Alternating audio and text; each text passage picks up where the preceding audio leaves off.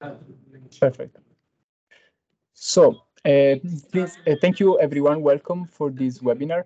Please, as a reminder again, switch off your microphone so that we do not hear a background noise. My name is Christian Galletta. I'm working in the Covenant of Mayors office, and I'm welcoming you today for this very useful and interesting webinar about active mobility, but the name precisely is combining citizens' involvement in urban planning to foster active mobility in cities. So why it's active mobility is so important for cities is because by incentivizing active mobilities, cities can reduce their climate emissions. They can also reduce traffic congestion. And as a Sicilian and based in Brussels, I'm very much amazed by the possibility of reducing traffic congestion. And they can also improve air quality and the health of citizens. So active mobility brings really only benefits and should be promoted. Before going through giving the floor to our speakers, I would go through the agenda very quickly that I'm sure you have already had the chance to see. After this introduction, where I also explain a bit very quickly what the Covenant of Mayors is, we will have the first round of presentations with the set seen by my colleague Juan, here representing the European Mobility Week. The European Mobility Week, I'm not explaining it what it does, but just for you to know, it's a partner of this webinar, for the organization of this webinar.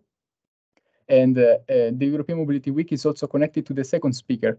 We have here Councillor Paulo Ferreira from the city of Valongo, who will discuss about how the city engaged with citizens about active mobility actions. They also won the European Mobility Week Award in 2021 and the Green Leaf Award last year.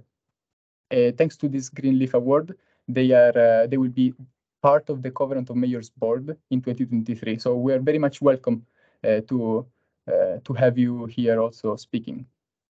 After the first round of presentation that is really about active mobility and citizens' involvement, we will have the first round of discussions. There will be the possibility for you, and it's here something that I really want to stress. I'm moderating this webinar, and I will ask some questions in case it's needed, but I really would like the audience as a protagonist of this webinar to participate, to already think of the possible questions that you may want to ask and write them down in the chat.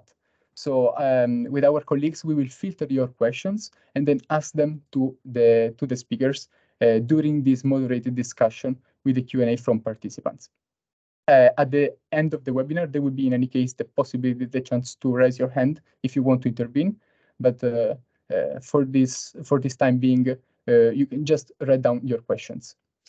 As for the second panel, we have the Gloria Tarantino from the municipality of Turin, speaking about how the city reallocating public spaces previously used for cars, now for pedestrians and bikers. Then we will go through what the city of Vienna is doing to gender mainstream public areas. So Eva Kyle, who is a gender planning expert, will explain to us how to make public spaces safer and more accessible for women, children, but also elders.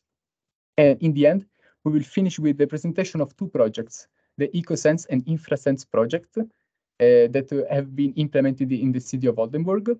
And Kira Pesner and Daniel Schlitt will explain how how to engage citizens through citizen science and monitor and assess cycling routes by implementing some sensors in the bikes with through participation from citizens as well.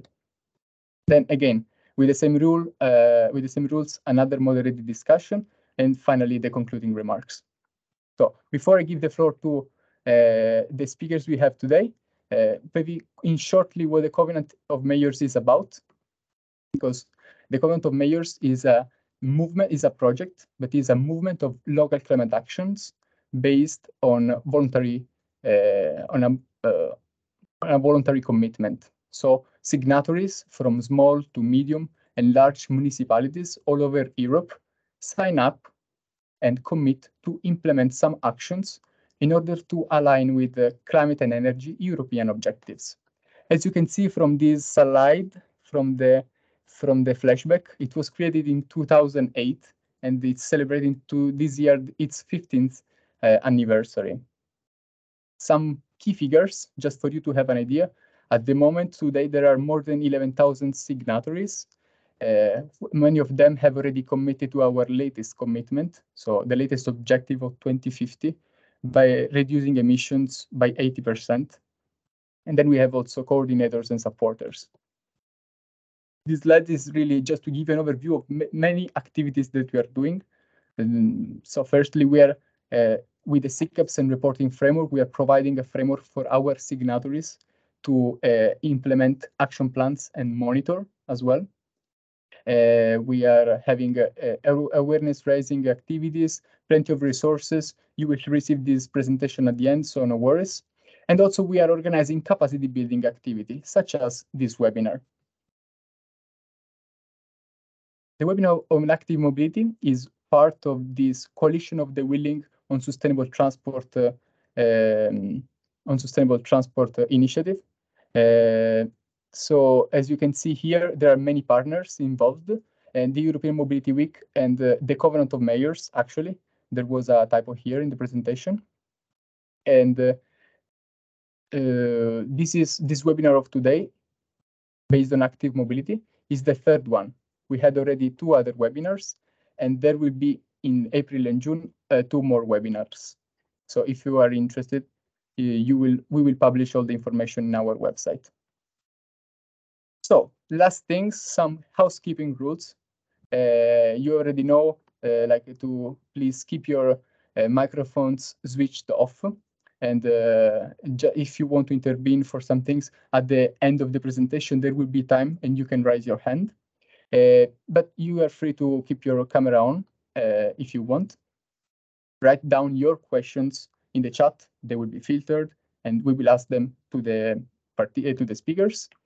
And at the end of the webinar, yes, raise your hand. Last but not least, if you haven't noticed 10 minutes ago, this presentation is going to be recorded. Just important to remind. So without any further ado, I give the floor to my colleague Juan, speaking about the European Mobility Week.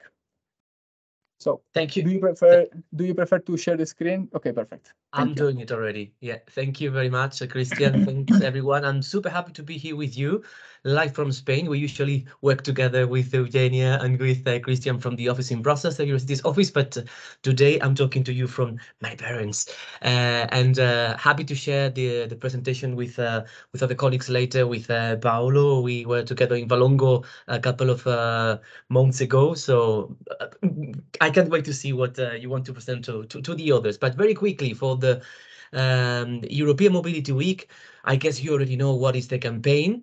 And in this kind of webinars, we love long titles, but short presentations. So I'll try to do my best. I'll basically spend my presentation explaining the title of this. Can you already see the long title on the screen? Can you confirm, Christian, it's Coalition of the Willing on Sustainable Mobility webinar series? No, or is it still European Mobility Week?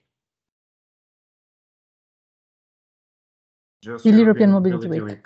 Okay, let me double check because I have you can see either, right? Let me share again the presentation because I think actually I'm not presenting, someone else is doing it for me. Let me upload again the presentation. Now you can see how I'm talking about this long title, yes. Right? Right. Good. So what I'm doing is going to cut this in pieces in the next 8 minutes, a bit less if I manage. So the first concept, the first word or 2 words that we see in the title of this series of webinars is the policy options. Actually, it's very important to talk about the policy options because talking about sustainable mobility is a question of willingness. That's why we are in the coalition of the willing of sustainable mobility. Every time I have to explain what is European Mobility Week, I like to answer the 5 questions: what it is, when it happens, where it happens, where it takes place, who is behind the organization of European Mobility Week, and the last question is why we celebrate European Mobility Week every year in September after more than 20 years already. Why is it still relevant? And the answer to this question is twofold. The first thing, the first aim of European Mobility Week is to encourage people to try new ways of moving, more sustainable. And the second intention or reason why European Mobility Week is still relevant is because it's a platform to encourage local authorities, towns and cities to take the measures that will make people change or try out new things of moving, all these measures that are necessary for this change. Another keyword in the presentation, just to set the scene for today's webinar, is citizens' involvement. Personally, I love more the word people because I don't like too much to call people citizens. Everyone is a person, so people in general, but we all know very well the concept of citizens' involvement. My question here is, why is citizens' involvement important for urban mobility?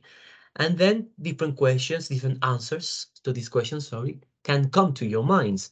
Because it's trendy, because citizens' involvement is a concept that is trendy nowadays, for the democracy, for the health of the democracy in our cities, or because of it's important for the political support when you have citizens' involvement, or basically because mobility is a human act.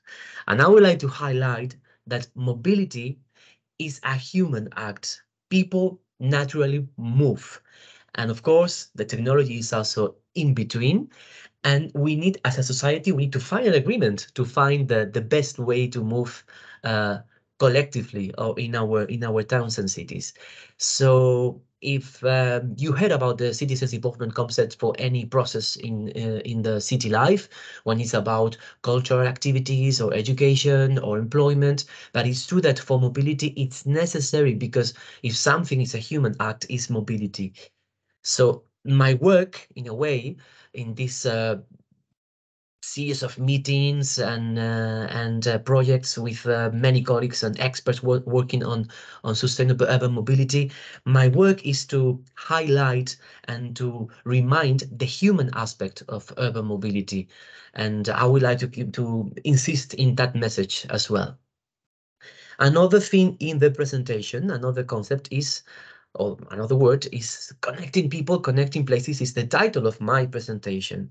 Why this title? Is because last year, last September, European Mobility Week was on better connection. That was the theme of the year. Every year, European Mobility Week has a theme. Last year was better connections. It was a theme that presented how to better connect people and places without forgetting the moving of goods as well. It's the packages, and then policy and planning. Everything started by a P.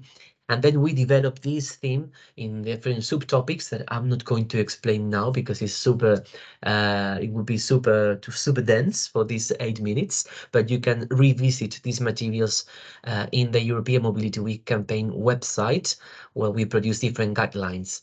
We are actually preparing guidelines for the new theme, because in 2023, and I can already share with you, the theme for European Mobility Week next September will be safe energy. And I think we will work again very closely with colleagues from the Covenant of Mayors and with all of you, also the cities signatories of the Covenant of Mayors, because this is again another topic that we are working together. Next, and I think this is the last part of my presentation very quickly, when you can see images and the most interesting part is the concept of active mobility, and which is basically cycling and walking. Every day we say at the office active mobility, and we understand what it is, but for those that are not familiar with the concept, active mobility is basically cycling and walking, super easy. And out of the almost 3,000 towns and cities that organized activities during European Mobility Week last September, It's a big challenge to pick up some examples, few examples, 6 or 8 for this presentation, but let me show. Here you can see the map of Europe and the figures of towns and cities participating in every country. So you can see everywhere in Europe there were activities on during European Mobility Week last September. And I will focus on those working on the concept of active mobility and citizens' involvement. For example, in Aradipu in Cyprus, a small town in Cyprus, they had a debate where citizens express their worries about cycling directly to politicians. European Mobility Week is usually the perfect occasion to have these exchanges between citizens, people, and stakeholders, but especially policymakers, those taking the decisions, and then or implementing the measures. Then I go back to the first point of my presentation where I said the policy options are important. I mean, talking about sustainable mobility is an option. It's a question of political willingness, and of course, it's needed that these measures are needed for people to take action. Another example comes actually, it's exactly what I'm talking about, is in Kozani, a small town in Greece, where the mayor was directly present, involved with all people that organize different activities. People from different backgrounds organize a complete program of activities, and then he was here and there with everyone. Here's only one picture. In Niš, in Serbia, they used European Mobility Week to ask people what they thought about the Sustainable Urban Mobility Plan. If you are familiar with the concept of, with the process of Sustainable Urban Mobility Plans, actually the consultation is a step in the process, and European Mobility Week is a perfect moment for this consultation, not only for relevant stakeholders, but also for people that are interested in participating in the implementation or the development of a sustainable urban mobility plan in your city. Another example, here's some green in the middle of the asphalt, comes from Palma in Spain, where they dedicated more space for people and for arts, because the space dedicated for other activities apart from driving a car is always space that you will dedicate for people. And here you can see a picture of the mayor of Veles in North Macedonia, also together with with people from all generations, and they met with high-level representatives during Car Free Day. You might know the Car Free Day is the highlight, is the last day of European Mobility Week, and in Veles they decided to mix everyone, people from different backgrounds, and not make any distinction between high-level representatives that provide their speeches and then people participating in the activities. One more image, and it's also a green one. I think, Christian, my time is running, right? Exactly. This is what the hands mean.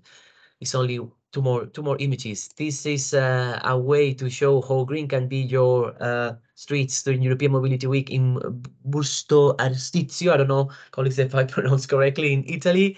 And let's not forget that, as they did in Sofia, in Bulgaria, involving media is also involving people, because media is, as the word said, a medium between people and policymakers and the different policy options. Anything you need to know about European Mobility Week, you are always free to contact us. So please don't hesitate to drop a line. And of course, I'll stay here with you until midday 30 with more questions and more ideas to exchange. Thank you very much. Thank you very much, Juan. So connecting really citizens with also cities and creating an exchange to debate about something that is necessary, is human, as you mentioned. So glad that we have now today Valongo speaking about what the municipality did to promote active mobility in Valongo. So I give the floor to Councillor for Transport Mobility, Paulo Ferreira. Hello everybody. Good morning. We can hear you, yes. So I'm sharing the presentation, right? Mm-hmm.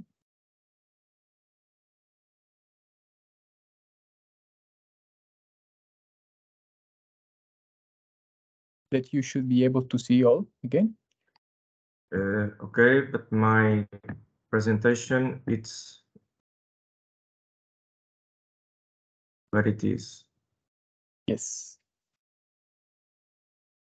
The beauty of the live stream and with technology, we have the presentation here charging.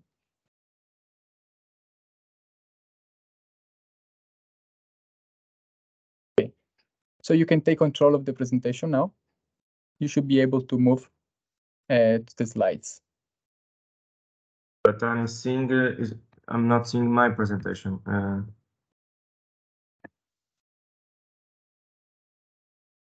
Okay.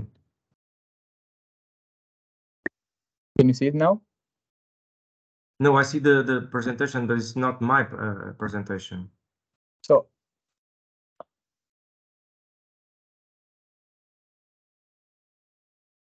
okay, let's check. Perhaps would you like to share the presentations by your own to make it easier?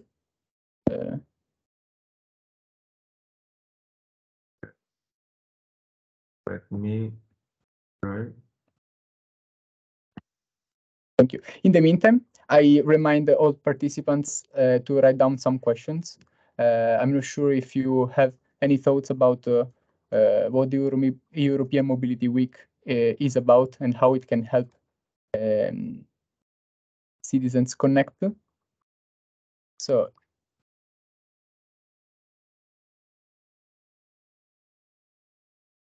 if you go through the grid view in the lower button, you can select the presentation, your presentation. Otherwise, I will just share again. Sorry for the inconvenience, but that's the beauty of the live stream, isn't it? Especially today when so you managed. Yeah. Perfect. Great. Can you see it? Gut, ich bin gerade in einem Webinar. Can you see my Naja, presentation? es dauert noch bis halb und jetzt haben Sie gerade ein Problem mit der Präsentation. We can see, I can see yours, but I don't know the others. Yes, we can Yes, see. we can Yeah. see the green O from Valongo. Okay. Perfect. So Then with the green all from Valongo, the floor is yours. okay, thank you. Good morning, everyone. Once again. So I'm gonna start to show you where I am, where it's located. Valongo. Valongo, it's a city in the north of Portugal. So you can see that we are in the district of Porto. We belonging to the metropolitan area of the city of Porto. We have 75 square kilometers, more than 93,000 inhabitants. And we have 4 parishes. That's the names is Alfena, Irmesinde, Valongo, and Campo e Sobrado, the Stur village.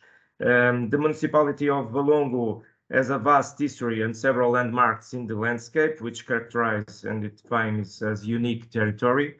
The municipality aims to invigorate, revitalize, and attract and conquer everyone to discover the hidden wonders in our mountains. We are Porto mountains, such as environmental heritage and cultural resources. It's a key territory as an incubator for new business opportunities, such as environmental entrepreneurship. The proximity of this municipality to the city of Porto is a polarizing center of different dynamics of the entire metropolitan area and helps establish our position, like I said, we are aiming to be the Oporto Mountains, and that's our great mark. In the Valongo, we are encouraging citizen participation and the involvement of the residents in the project that we are doing, and that's the only way that we're gonna get through our intentions and our ideas to promote an activity, mobility, and a smooth mobility. In the context of urban planning and mobility, we highlight the participatory process of the municipal master plan, the tactile urbanism projects, and the public spaces requalifications. It's noteworthy that the initiative is carried out within the scope of the European Mobility Week with a more ludic nature, which invite the population to participate in the activities to raise awareness of sustainable mobility, namely for the use of public transport and gentle modes like pedestrian and cycling. And we are reclassifying public spaces. We are doing some construction to give the space more invited and more beautiful, because people look for beauty. And we won, like Christian said, we won in 2021 the European Mobility Week Award for smaller municipalities like ours. And during this week, we prepared numerous innovative sustainable mobility actions and activities that focus on involving local people and organizations, especially schools and children. Their outstanding participation rate reflected the success of their plans, with people taking part in surveys, fitness classes, as well as a comic mobile theatrical performance named Eco Cops, that was performed from a pedal power eco car in the city center. I'm going to read you what the jury of the European Mobility Week says about our prize and about our activities. They said that Valongo also captured the jury's attention with its permanent infrastructure for an extensive variety of transport modes, including initiatives centered on walking, cycling, public transport, road safety, accessibility, and cleaner vehicles that were designed using an holistic long-term approach. You are still seeing my presentation? Yes? We cannot see it anymore.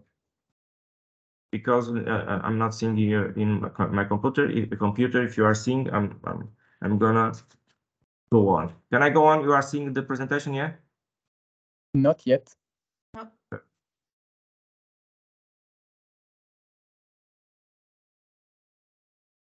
Somehow the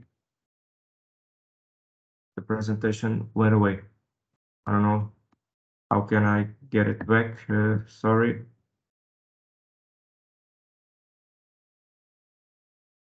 I don't know where it went. I'm sharing my screen. I'm Yes, uploading please. it. So we will anyway come back to this presentation. And please Sorry. tell me, yes? Can I tell something?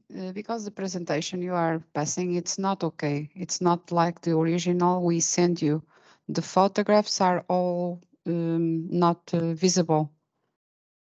If Mayor Paulo Ferreira could pass the original here and share the screen, it would be better, maybe. It was the Councillor Ferreira sharing the presentation before. Yes, yes. So yeah. So Let me. Giro Paulo, era melhor passar, abrir o seu e partilhar o seu ecrã, porque está tudo desconfigurado, as imagens não estão a aparecer e o ruído isto tem a ver com a forma de apresentação. Sorry, Paula. I'm uploading anyway the presentation.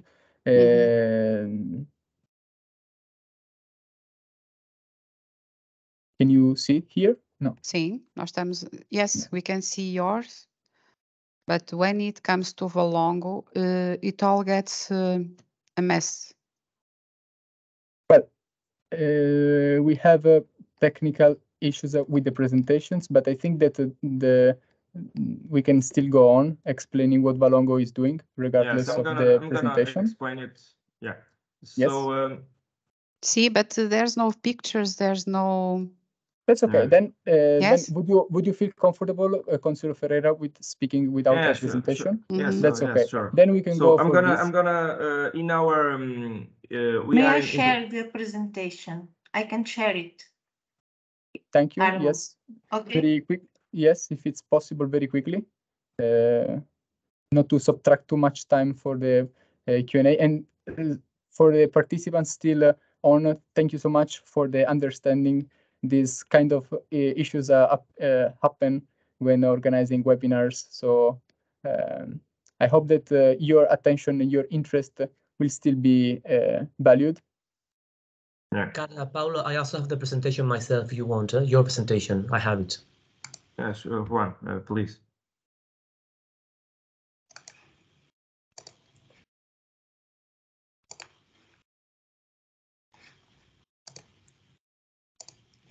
That's it.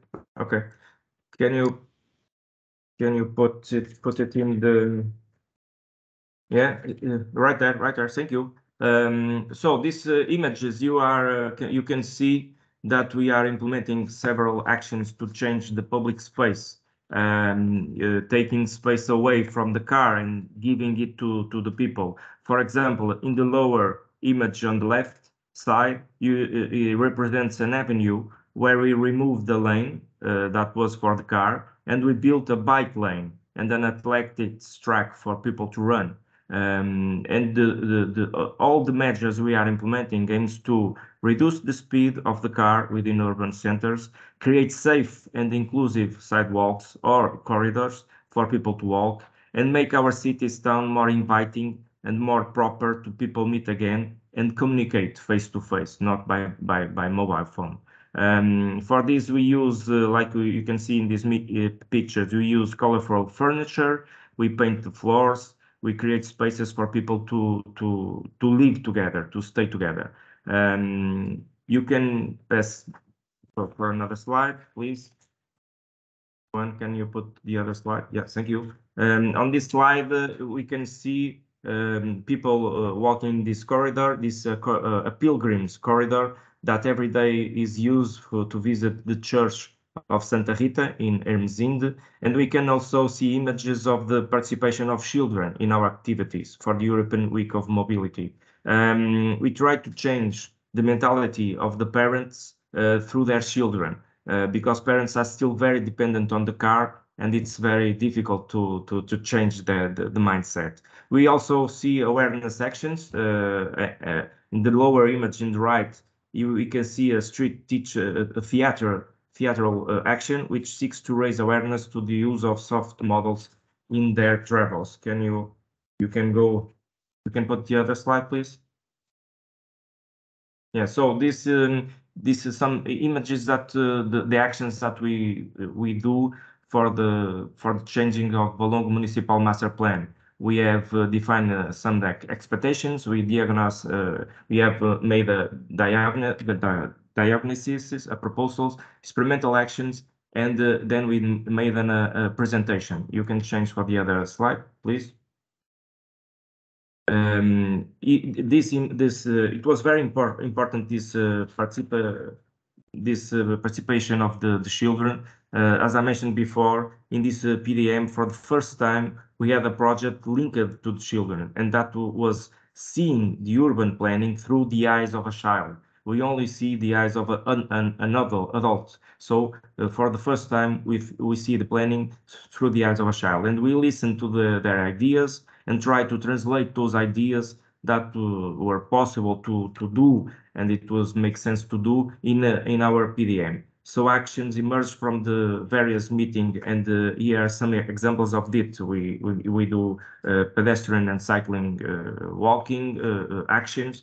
We promote mobility to school, trying to the children to go walking to school and not by car. We organize a free car day, where the streets, where people can do the streets in the streets things that they daily can't do because the streets are for the car. And we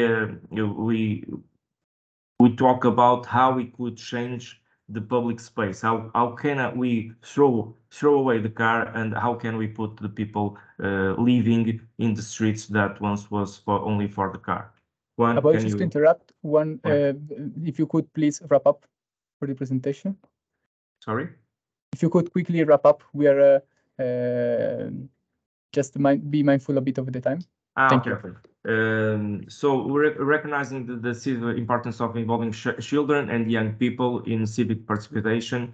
This participatory process will have a specific aspect aimed to our dear fellow citizens and main stakeholders. So we are the future built by the children and young people of Valongo for all, it's a project that the master plan is being defined by the eyes of a child. In the tactile urbanism, we changed the center of the Valongo. The main object of is creation of sidewalks that make the city center accessible and safe for pedestrians, as well as improving circulation conditions for other gentle modes like cycling and walking. This change result in a release the space of the cars and give it back to the people. With this change, expected that the city of Valongo will become more invited for the people and more safer and more inclusive. So our actions in the in this tactical urbanism is now being made. There are some resistance, of course, because we are changing habits, but we think that we are in the right path. So that's it. You can also, by our website, see more of the things that we are doing. Thank you. Thank you so much for the presentation and for explaining to us what Valongo is doing to also include not only like we have seen, for instance, the participation also for children. Yes. Which was the participation of children was very much appreciated by our audience in the chat. So we have one question to you, Councillor Ferreira. Did the measures that include removing car parking spaces provoke a negative reaction and resistance to the proposals? And if yes, how was this opposition overcome in Valongo? Well, of course, that when we are changing the things, the biggest challenge is the mistrust and resistance that mistrust generates. People react badly to change, and changing habits is not easy and it's not always well accepted. That's why there has to be some courage, political courage, to move forward with these actions, and even if many people are against it, knowing that later those people who are against it today will say, yes, now it's better, yes, it was well done. So when we start moving the car away, people don't like, of course. They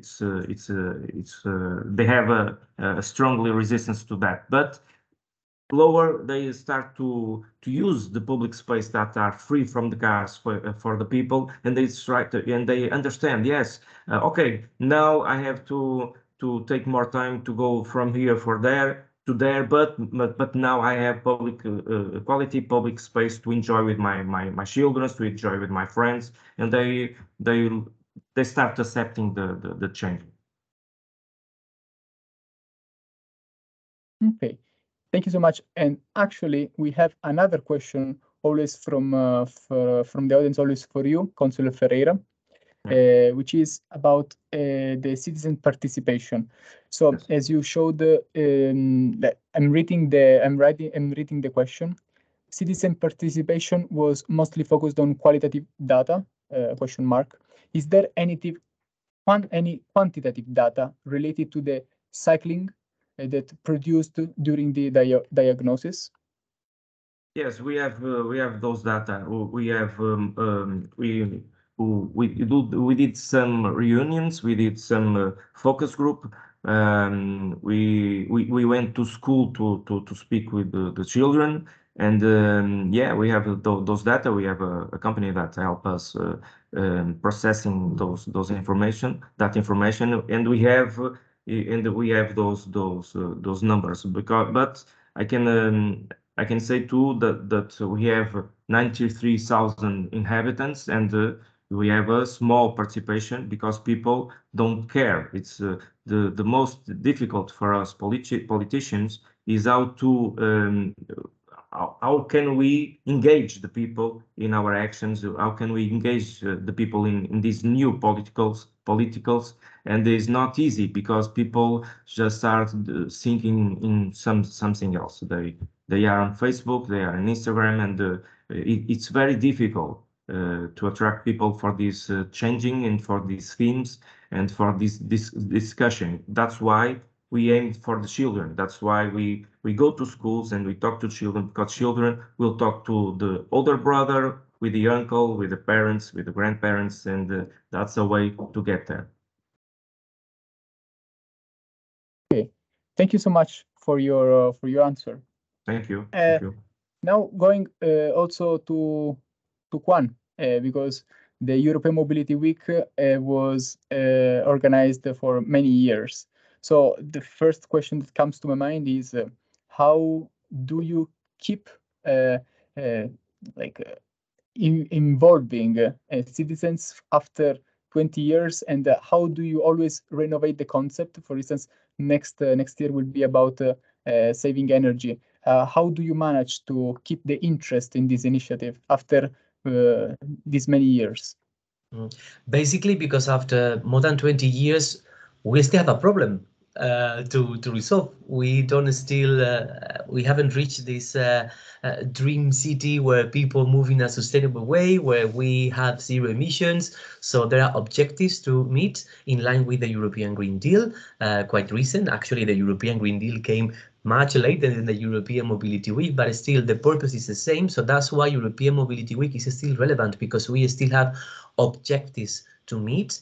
And how to still engage with people, you mentioned it already, Christian. It's important to renew the campaign. I mean, to keep the essence of the campaign and also to make the most of the resources, to make it sustainable. We don't want to destroy everything 1 year after and create new things, because then it's not sustainable for the 3,000 towns and cities organizing the campaign. But we still need to refresh with a key message, with a theme, and that's why every year, in close agreement with national coordinators, the European Commission decided, so choose one topic, one theme that is high in the agenda. I like to highlight this in close cooperation with national coordinators, because it's very important that this process is as democratic as possible from the very beginning. So we try to find a theme that is relevant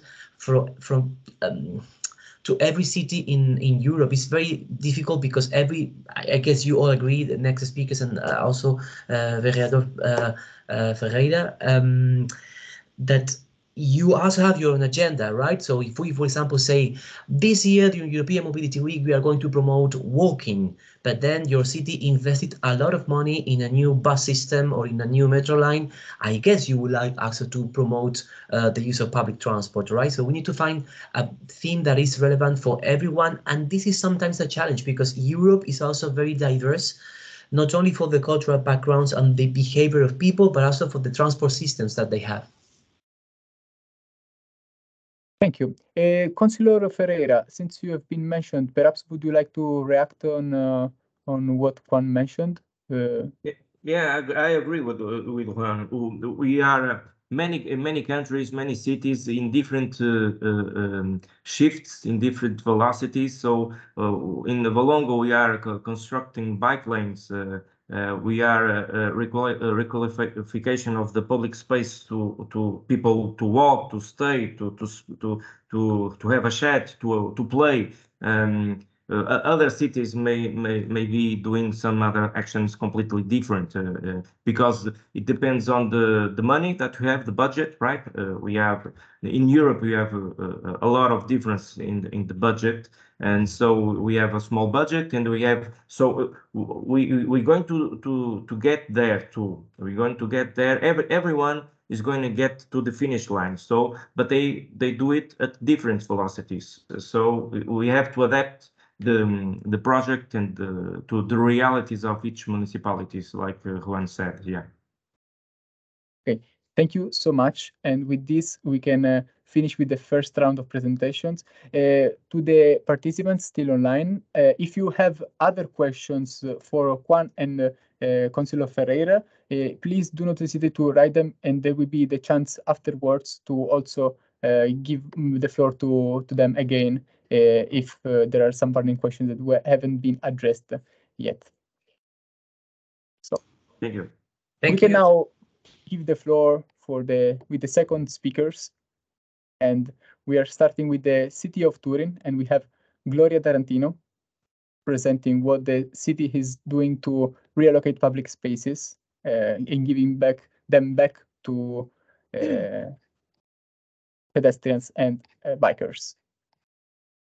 Let me get to the point of the slide. Yeah, if you don't mind, you could share my presentation. Exactly. Can you hear me clearly? We can crystal clearly hear you. Okay, perfect. It's taking a bit of time. Let me know if I have to share it myself, but let's wait a bit if you don't mind.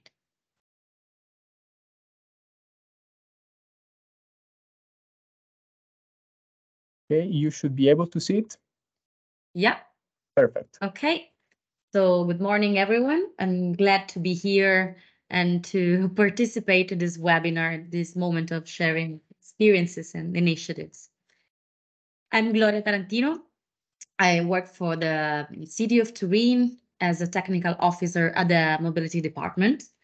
And today we will talk about how the city is promoting the reorganization of the road space, prioritizing pedestrian and cyclists. Next slide, please. We will go through, firstly, urban planning tools that we have today in force at different levels, mainly urban and metropolitan, to support active mobility. Also, which kind of financial resources we are exploiting from European Union and our government, but also a sort of projects overview where most of these interventions have been realized thanks to this fund, but some of them have been implemented, some others are under construction or even planned for the following years. Next slide, please. Talking about strategic plans, the first one, the first sustainable urban mobility plan has been approved in 2010. It was at the urban level, and just right after, in 2013, the operational plan called Bicycle Plan.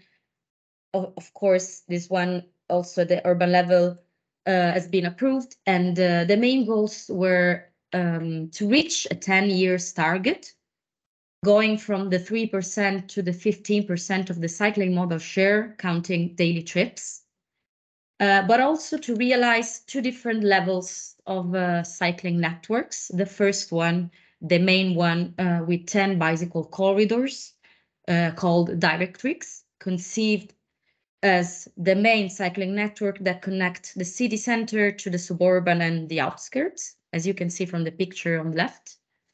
And the second distribution cycling network with 4 circular ways that connect instead different origins and destinations. Just recently, in August, has been approved the updated Sustainable Urban Mobility Plan, this time at the metropolitan level, so looking to a broad area. And the updated version of the bicycle plan would be updated soon, is under revision. Next slide, please. We can focus now on the just approved Sustainable Urban Mobility Plan, going quickly to see which goals in the active mobility fields we have, which kind of challenges. So firstly, developing, implementing a cycling highways to promote bike to rail, and especially for daily journeys, of course, favoring commuters mainly, and connecting Turin with the neighboring municipalities, but also shaping a coherent cycling network, linking together cycling stretches and missing links in the network, but also implementing safety standards and measures with the broader 30 kilometers per hour streets, new pedestrian areas, and the redesign of junctions to reduce the number of injuries and fatalities, for instance.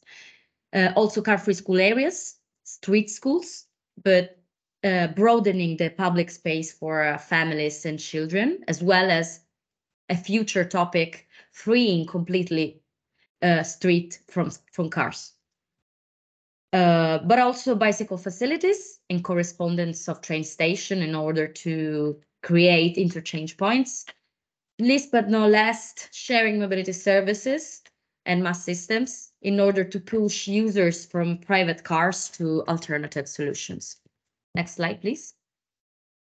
we can quickly look at the financial resources we are exploiting. We have a ministerial decree called the Decreto Ciclovie, where mainly all the projects have been already implemented in 2022 about the integration of the missing links in the cycling network. But also within 3 years, we will connect train stations and university, so pushing youngsters and students to use bike lanes, but also funding from European Union for make neighborhoods resilient, providing new bicycle infrastructures in the city, and car-free areas and street schools. All of them will be completed within this year. And also future projects, all at the design stage, from our recovery plan from our government, and for new cycling connections, renewal of neighborhoods in the outskirts, but also a new space, organization of the space, close strategic points such as libraries or multifunctional centers. Next slide, please. Now I would like to explain you this project, which is a sort of flagship project for Turin, where we have reorganized the road space among different users, putting first pedestrians and cyclists in order to decrease the high percentage of car space that was before, 78%. Actually, the first intervention has been made in 2006 when the new metro line has been implemented underneath the street. From this intervention, of course, there has been a reduction of traffic congestion there because more people were using the metro. But just in 2019, this new intervention, thanks to PON Metro funds, with a two-way cycle path next to a broader sidewalks, green corridors with trees and flower beds, all designed with permeable pavements that ease water drainage, but also new safety measures on junction to reduce car speed and also the possibility of injuries and fatalities. Thanks to a European project called Handshake, just ended last August, we've been able to develop an ex-ante ex-post analysis called Bike Economy, measuring few index such as traffic level, number of shops, air pollution, mobility habits of users.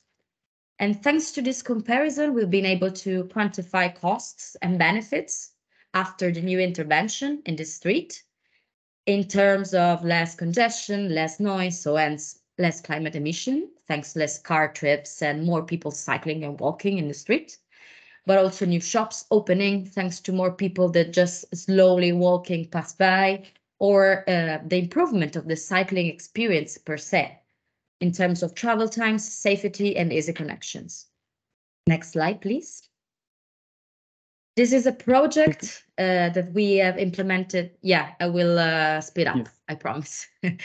This project regards the integration of a missing link. We basically created a 4.2 kilometer two-way cycle path with broader sidewalks for walking and running, but also urban furnitures, fitness equipment for those who want to work out, or if they just want to quietly sit in front of the river, all absorbed in a green environment. Next slide, please. Also, a new project, part of the bicycle plan, completing the circular way 2, integrating a missing link in the network with 3 kilometer cycle path that connect 3 roundabouts. Next slide, please. This is part instead of our strategic vision of connecting Turin with the neighboring municipalities. So we have the first line with Corso Vercelli towards Settimo, northeast of Turin, or Via Lanzo towards Venaria, which is a quite often path used by tourists to reach a UNESCO Savoy residence, but also the Vianizza project towards Moncalieri in southwest of Turin. Next slide, please. I would kindly ask you to wrap up so yes, we can just this to very quickly. In this case, we have redesigned in a residential neighborhood a junction that became a roundabout, where basically green areas and permeable pavements, permeable path redesigned the road space. So broader space for active mobility, narrow lanes for car that has to slow down their speed. Next slide. Switch of payments and correspondence of junction just to catch drivers' attention and let them know they have to stay careful. The last one I promised, just for car school areas, where we have created chicane to slow down speed and also road markings to let drivers know there's a school close by, but also wider sidewalks with benches, racks to make the space more enjoyable, and also permeable pavements and flower beds for water drainage. Okay, thank you so much. The next Gloria. project, yeah, the next project is the same basically. So I think I'm done. Sorry to haven't taken a bit more than my time allowed. Sorry. So thank you so much. Okay. You can go to the next slide. Sorry. Okay, perfect. No worries. And we also have all your contacts here, and yeah, actually many questions in the chat box for the discussion later on. Perfect. Eva, are you with us for giving us an introduction of what Vienna is doing to promote gender mainstreaming? Yes, I am. Hello to everybody. I try We to share. We cannot hear you properly, I think. Would you mind raising a bit the volume of the... Sorry, now it should better, work. much Yes, better. sorry. Please. I try to share my presentation. I can also I've already shared it, like it's, so I can, if you tell me next slide, please, I will just go on with what I have. It's if it's okay. Okay. Yeah, next. I think it's faster if I do it with my presentation. Okay, sure, as you prefer. If you prefer doing like this, please share the screen.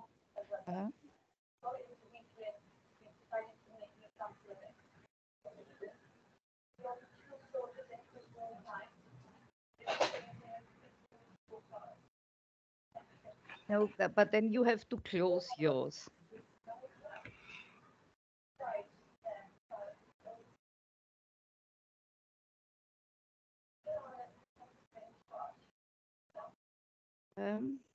Okay. So this.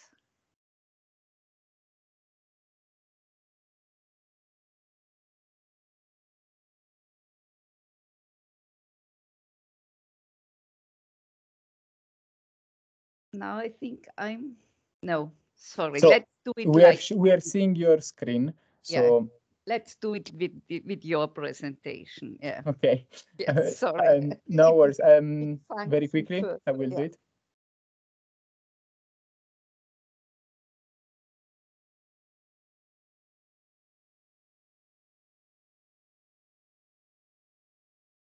Okay, so hello to everybody. I just want to share with you first why this Gender Plus is necessary. We think that it makes sense to use this gender lens because there is a strong interconnection between the urban structure, everyday life, and mobility conditions. So there is a strong influence on everything. Next, please.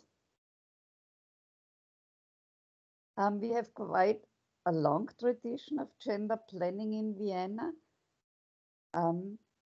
But this I already have cancelled. Next one. So this what I explained. Next. No, this is the wrong presentation. I try to share it again. Sorry. Or maybe we can change and start the next presentation and try. I send it to you again. Make it like that. I think that if it's not a problem for you, we can go on with this presentation. It's in any way the one that you shared with us. Being mindful a bit of the time. If it's not a problem for you, we can just go through. No, let's make the other presentator first, and I share it with you again. Okay. Because it does not make sense. Yeah. Okay. Sorry for that.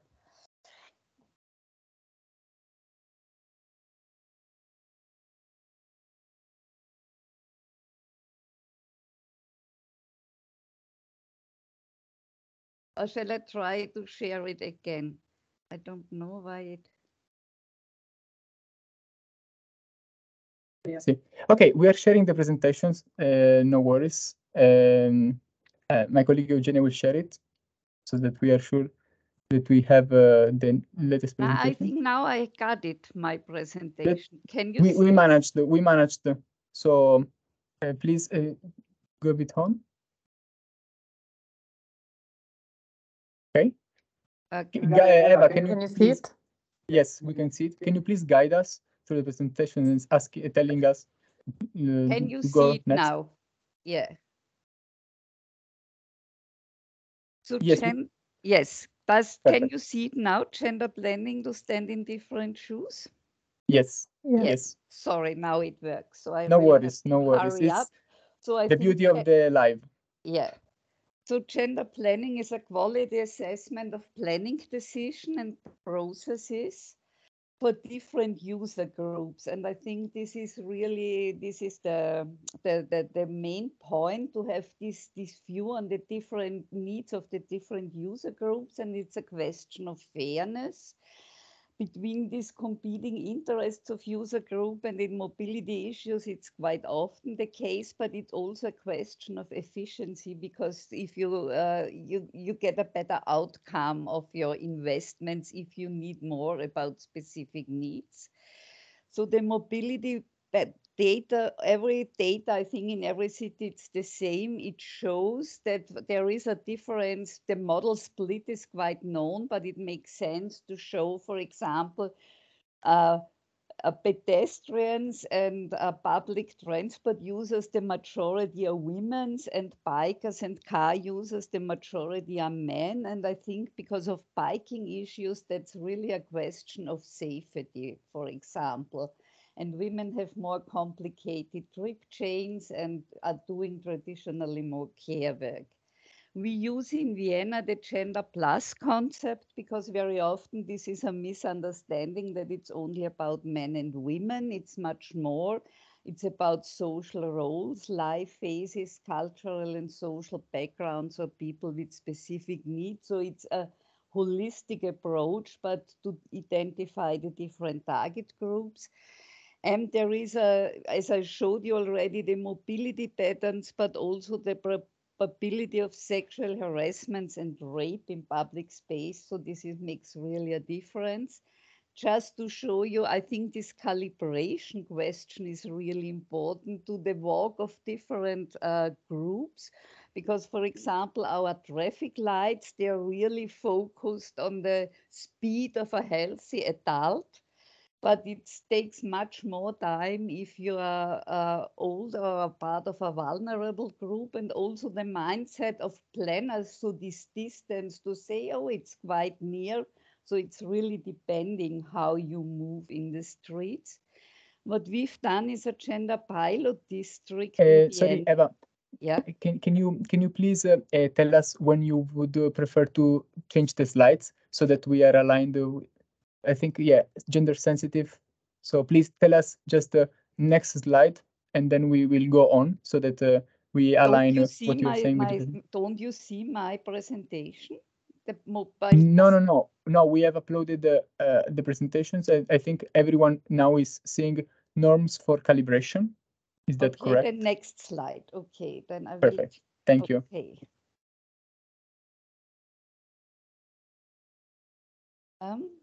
Because now I'm really. Yeah. So now. So this gender pilot district, Maria Hilf, this is what we've done was a pilot process in a specific, more central district of Vienna, involving every public servants working for public space. And the women has on a local political point a women's commission. And it was really the focus on pedestrian needs. This is the photo of the start workshop, really to feel them how it feels in a wheelchair, for example. Next slide. There were several small measurements. So it was really, one was about broader sidewalks, because we say the the lorry on the sidewalk is a parent with a pram and a child walking beside, so really to identify where sidewalks are missing the dimension barrier freeness, because there are many steps, and so this decision just to separate the sidewalk because there is an entrance, safe crossing. So this was really a debate about many weeks because the security department said it's not possible to make this stop, and the local governor and mayor said, no, but then let's try during the summer week, and it functions perfect now. Traffic lights to make green lights for everybody, for pedestrians, for example, but also to reduce the calculated speed calculation before senior residency. Safety issue was quite important. To the mobility, there was a women's commission, is still there, and they make night walks to identify where lighting is missing, and they made a sum in their annual budget to improve lighting situation, but also for the technical check-up, really to improve the technicians. They walk around there every 6 weeks, but they were very focused on the lanes, and now they were to reshift their attention to the sidewalk issues and outside restaurants. Next one. So the outcomes were that there were several measurements, but really raising the quality. As time is running, I would just, next one, please. There was participation, because this was an issue we made, because it's very necessary to have a gender-sensitive participation. This can happen when you invite with a letter to an official building, then it can look like that. That's a real picture. Next one.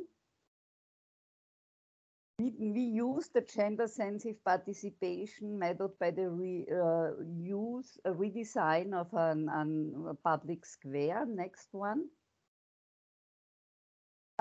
It was on the place offering what we call planning cafes with coffee and cake, with multilingual planners, because this is a migrant area, and asking people what they want to do, and not only what kind of furniture they want. And we made for because very often people have less time, to give these feedback points and to show them posters and what kind of atmosphere it was.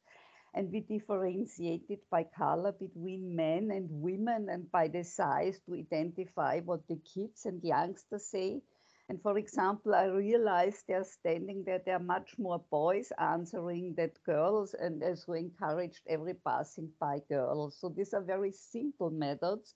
And then we discussed the proposals again on the spot. Next. And how it looks like, and more straight, better visual connections, to avoid spaces of anxiety. And outcome of the participation involving the nearby school was a girls' stage. So for public events and meetings, of course, this can be used by anybody else, but it's great for the girls. They have found their place there, because the school has already made temporary activities with the girls to give them a better use of the place. Next. So I will skip that. This is our largest development area, and we also installed there these gender issues, but I want to hurry through it. So please skip the slides. Just to have a few public garages, shared facilities, good situation for pedestrian issues, a variety in the shared spaces. Just this, we also encourage people naming all personalized street names are named after famous artists or scientists or politicians to reduce this gender imbalance, the historically one. Next one. I want, if you are interested, we have produced all our hand-knitted methods in a manual. You find it in the internet. So we have various methods. Next, you find it there. Next slide. Yes. Would you I please have wrap to up? stop. Thank you so Yes. much. Yeah, the last one, just this fairness check. So what, next slide? No, the slide back. So this fairness check, this is very simple. Just we have done this for our mobility concept because there are a lot of measurements, and also for our strategic concept for public space to identify the user groups, for example, that to be aware that 10% of the population doesn't own a mobile phone, so that you also have to offer analog informations also, or people working in the streets, or elderly people with urban heat islands and climate issues. So just to identify the stakeholder groups, what you find really important for your topic, and then discuss if the measurements you are considering, if they really have a positive impact on these groups. And so we have involved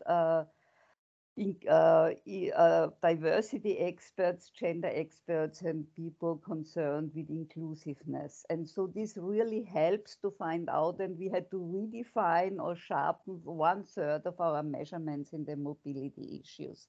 Okay, thank you. Slide. Thank you so much, because No, we are running one out of hint. time. Yeah, so one hint.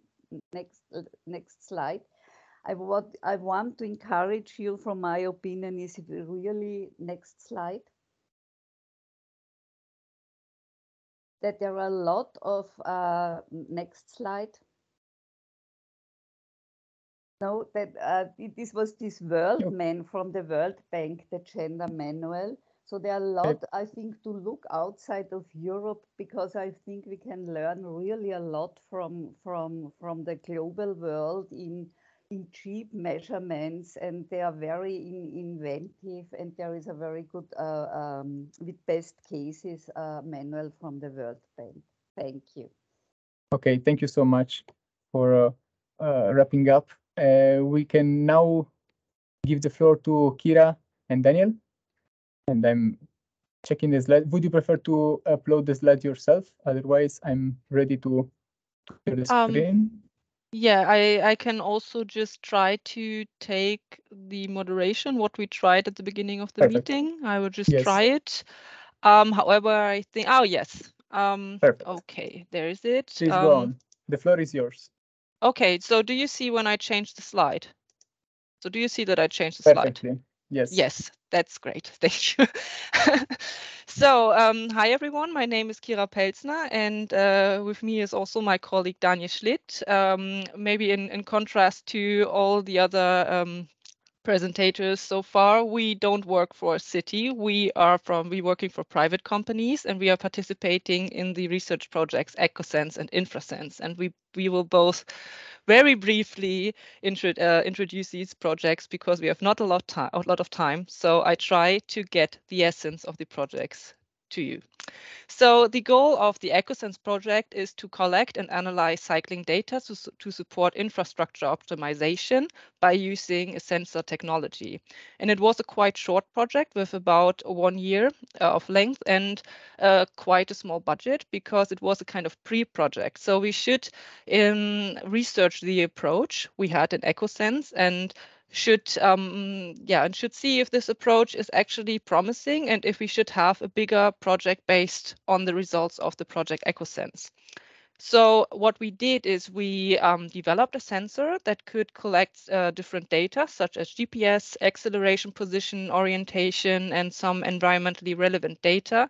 And we produced then 200 of those sensors and gave them to the to selected citizens of the city of Oldenburg. And they should then test the bike sensor technology, provide their personal data to us, and also give us feedback regarding the usage of the sensor, for example, and so on. So we had there also a lot of citizens' involvement in the project. We then analyze the personal data in terms of speed, environmental influences, route selection, or driving behavior. And I will just very briefly give you some. Oh, there was a picture missing.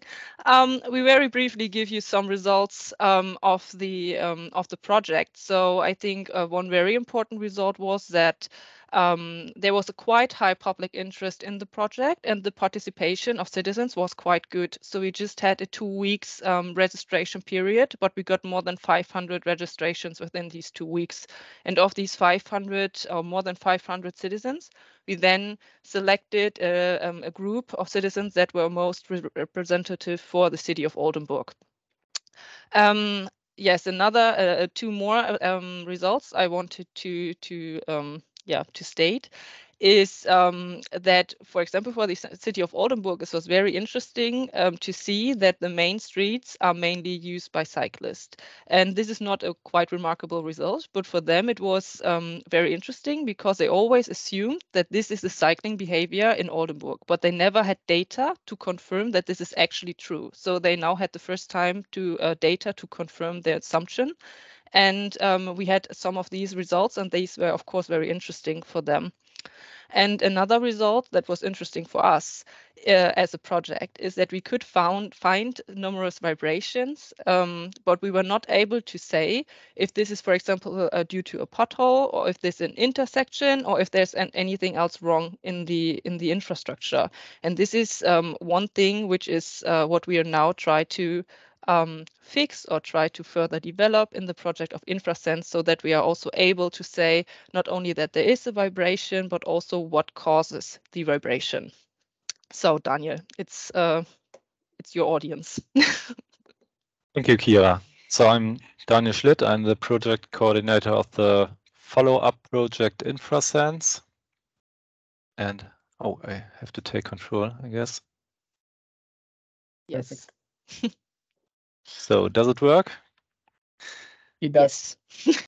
Okay, so you see the same details for the now running InfraSense project. It starts in late 2021. So we are working currently something about 1 year and a little on this project, and we still have 2.5 years to go. And our main focus now is to use the results from the EcoSense projects, mainly the sensors which have been built there, to have some more field tests with in some thousands participants in the cities of Oldenburg and Osnabrück, and to process all this data. One important goal of the project is to have an automatic quality assessments via software tools. So the workflow is shown on this slide. We ask our citizens of our 2 partner cities to cycle for us their daily routes, or and together with our sensors, and the sensor data is collected via mobile phones, via where we use Bluetooth to get the data from the sensors. The mobile phones then use an app to collect the data and send them to our backend systems, so to our servers mainly. And on the server part there, the data will be processed. So you don't want to look at thousands of raw data points. So we develop in our InfraSense project several metrics to sum up all this data and to get to the key information which is hidden in the data. And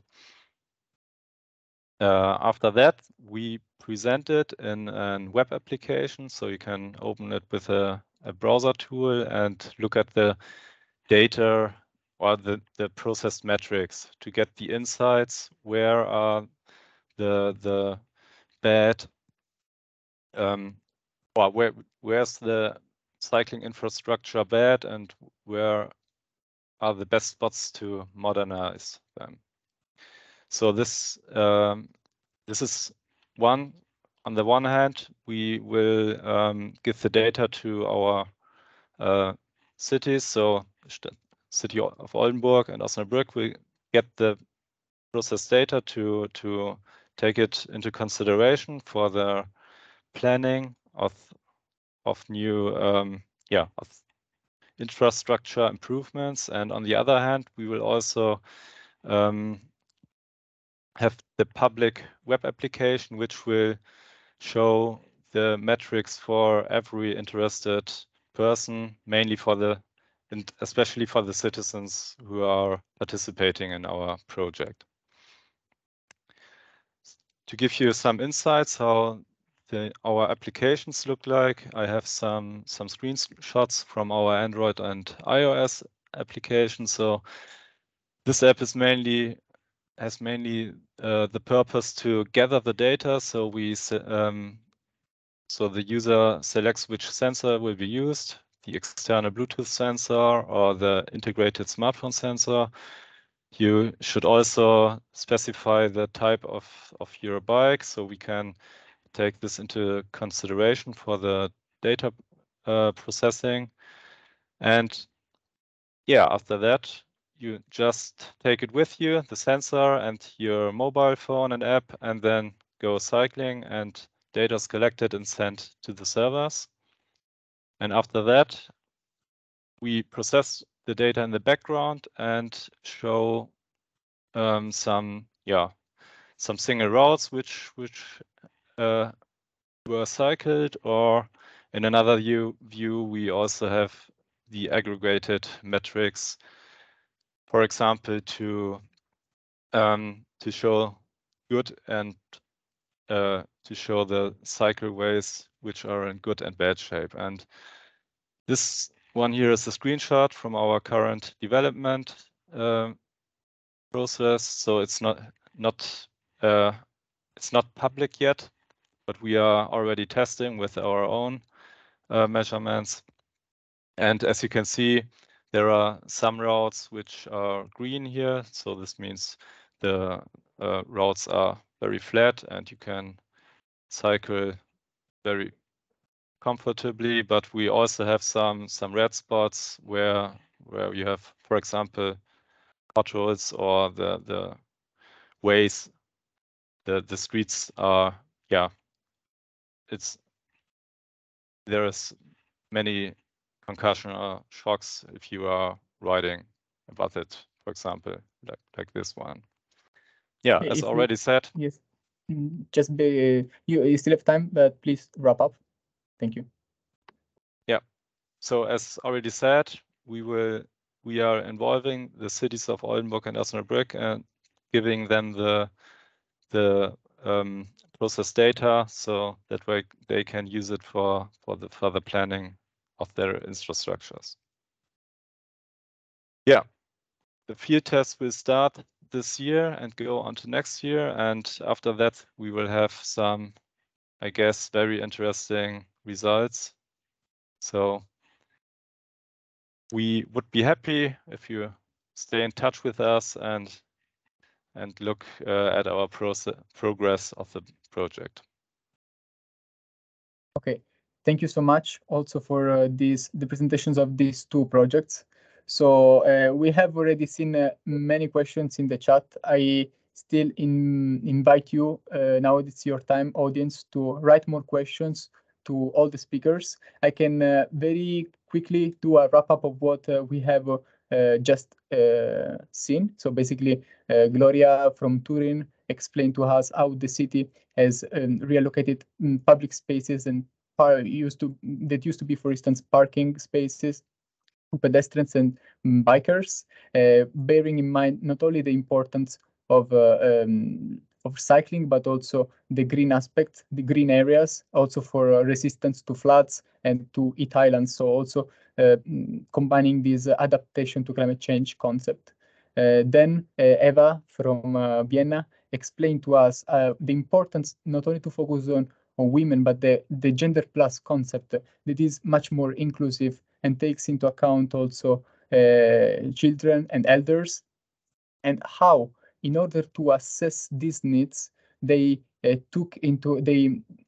put into place a participatory process to really trying to understand their needs beforehand.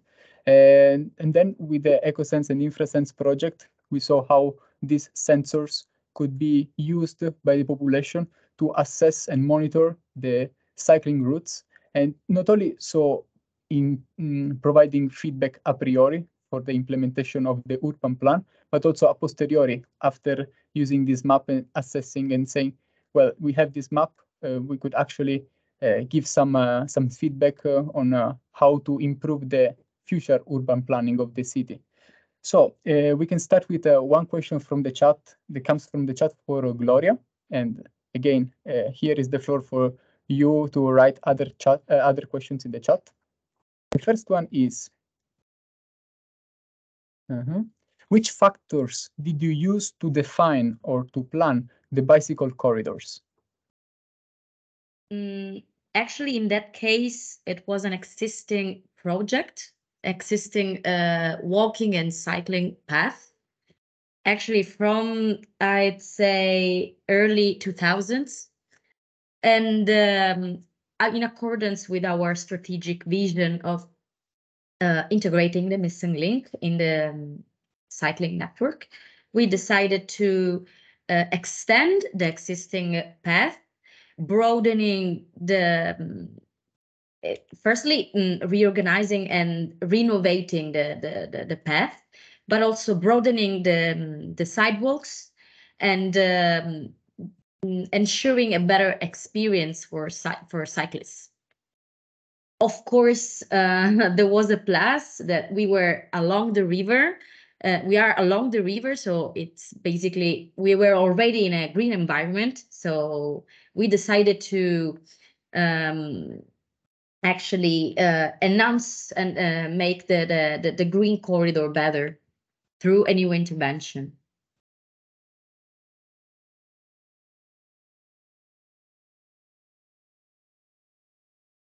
Okay, thank you so much. We have other chat in the other questions in the chat.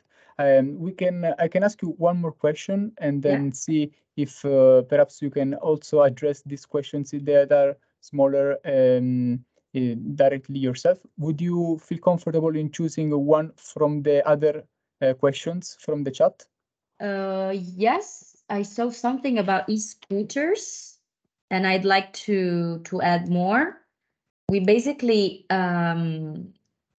we consider e-scooters, but not just e-scooters.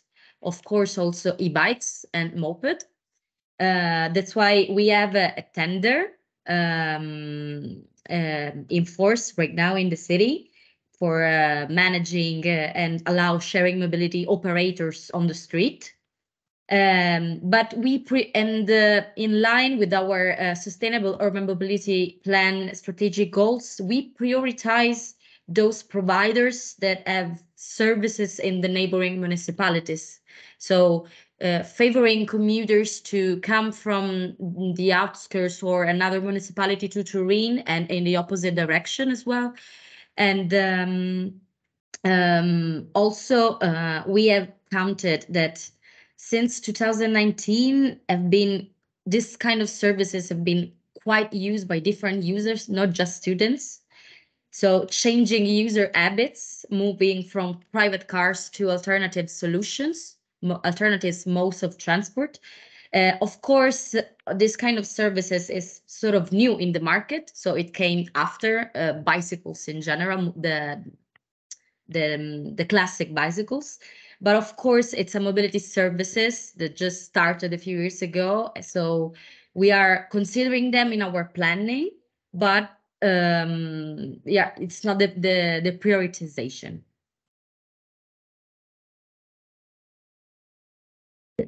Thank you. So if there are any other questions that you could address directly in the chat, please feel free. Now I saw something about, okay, go ahead, sorry. No worries. Are there any other questions from the audience, also for the other speakers? We haven't received anything. I could ask myself some interesting questions, but I would rather give first the opportunity to all of you. In the meantime, let's ask something to Kira and Daniel. I've seen the how you used these projects and how you engaged with citizens to and it's like it was very useful for citizens also to test the devices. My question is, why would would these projects be useful for cities? Cities. Shall I start, Daniel? So so for cities, it's useful because they can prioritize measures. So we all know that cities don't have endless resources to spend on infrastructure projects, but they have to think about what is most useful for the citizens and where can we get most impact. And you can really clearly see with the data where you can improve the infrastructure and get the most improvement of the infrastructure, because you see in the card, if you see the card, you can see where the pain points are in the infrastructure, and then you can you can target exactly these points.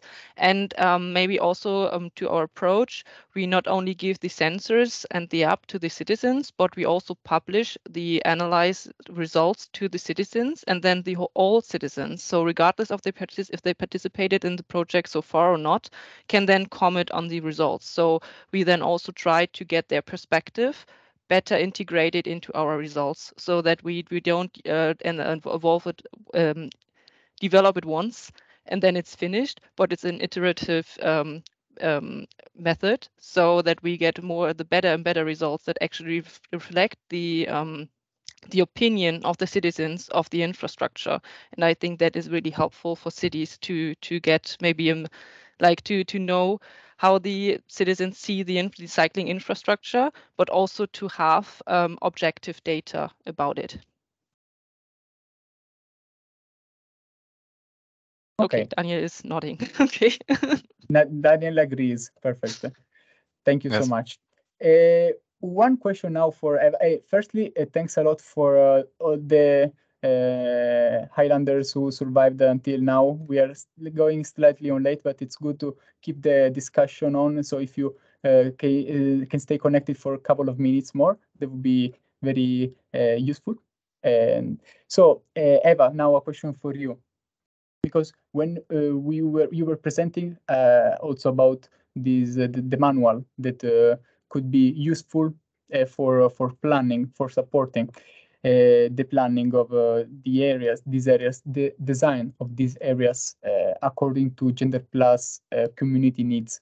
So should you have some how to say, a summary of suggestions to give to cities to really start planning the design and the co-design process?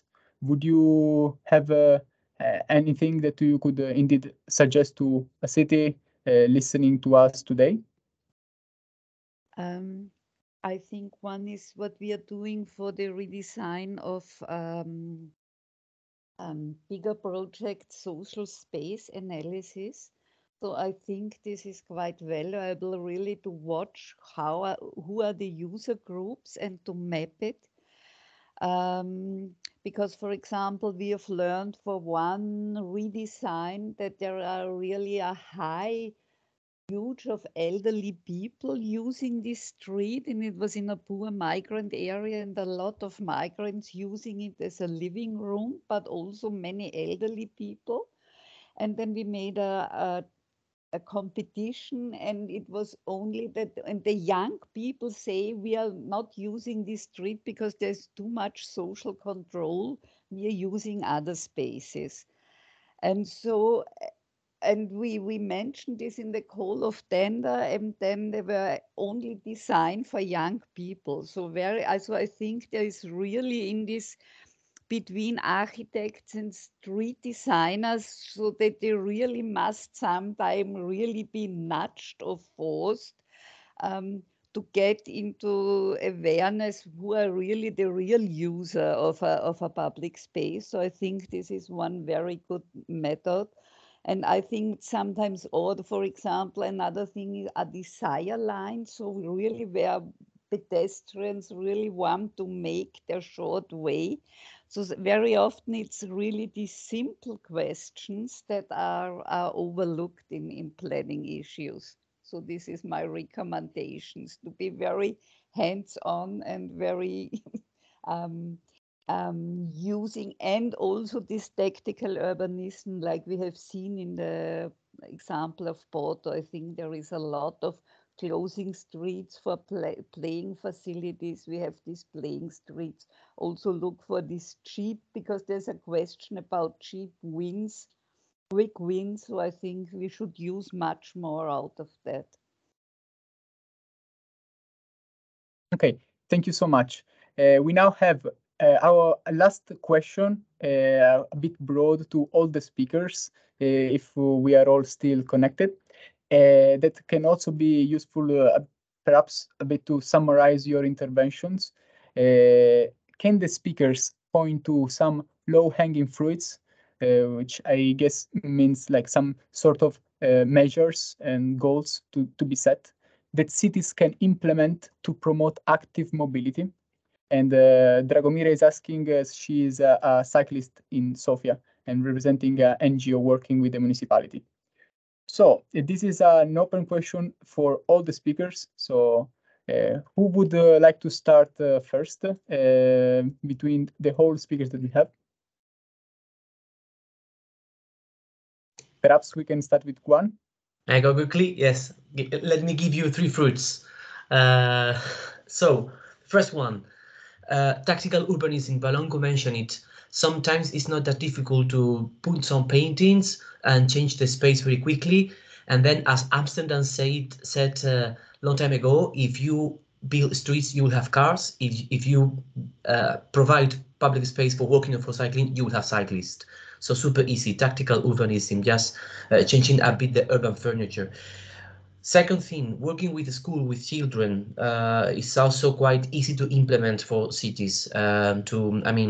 Schools are always looking for cooperation to organize activities with children, so it's super important. The school streets is a very good concept, and it also works with parents, so you work with 2 different groups at the same time. And a third fruit, leading by example. If you organize councillor meetings and councillors come by bike or by walking, if they have walking meetings from time to time, even if you in your city you are responsible for the local police, and then you just buy a couple of bikes for the police and they patrol by bike instead of by car, it will change already the image of your city, and then people will just follow, because behavioral changing is a question of giving information to people, opening the debate, engage with people, but it's also about leading by example, and it's also about imitating. People basically imitate others. So if you can count of not only, for example, the local police, but even some celebrities at home that lead by example, they can also follow. So these are, let's say, easy to implement because they don't require like a big budget behind. I think Gloria has something to add, or maybe to disagree, or to Please, agree. Gloria, go on. No, it wasn't a reply, but it was just something to add from my perspective. It's something more strategic than practical, I think. But what I have experienced, I think the engagement of the residents and the city users of an area, it's really important from the first stage, from the first step, because they are the people that use the area, so they wouldn't compromise what they use every day. So engage them, it's really important, but also at the same time not being scared, but from outcry or opposition complaints from them, because in somehow when you have the right data and you have evaluated that something it can bring benefits, you have to think that people adapt. So they probably would complain at the beginning, but then they will experience all the benefits that you have encountered. So that's my point of view. Perfect. Does anyone have anything ready already to answer? Eva, yes, please go on. I was just thinking, because for biking activists, what we have made good experience was also this gamification approach. We used it with schools. So to gather this, I'm not an expert on that, but you have certain where you make this fixture with your mobile phone or so, and you collect. And this was a competition between schools in an area, and all the parents and grandparents, they involved the whole family, and this was a big success. So we'll repeat it now in other areas, and maybe this could also work for biking to raise the level of biking. So this is just one example. I just wanted to add to what Ms. Kyle said. We also did a gamification project, but we did it in companies. So we did the same approach, but within companies, and it also works very well.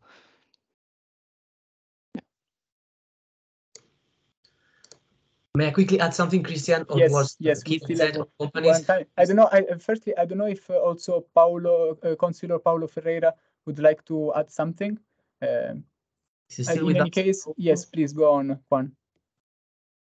Let's check if Paulo is still with us. If not, I will just add to what Kira said, that it's true that sustainable mobility is not only an issue of towns and cities. Companies, smaller or bigger, they also have a role, and this is the concept of mobility management that is quite old already, but the European Commission wants to revamp this concept, and we will provide more information on the European Mobility Week website soon. But yeah, as Kira said, it's important to also involve companies in the work of the municipalities, but also they also have to launch the initiative. It's just that note about mobility management. Sorry, Christian. No, perfect. Thank you so much. Gloria, you have your hand is rising. I don't know if you want to add just one last thing or no. Perfect. No, I think was from my previous intervention, but okay. Since Perfect. I'm here, if I may, I just want to thank you, Maria Teresa Massa. She is the head of the Slow Mobility Operational Unit. So she's basically the mastermind behind all the projects I presented. So just this. Thank you. You are thanking Maria Teresa, but I really need to thank all of you speakers for your availability, your professionality, and the interesting contents that you shared with us today. For this webinar that, as far as understood from the chat, participants still 49 after even more than 50 after 15 minutes on late. They liked.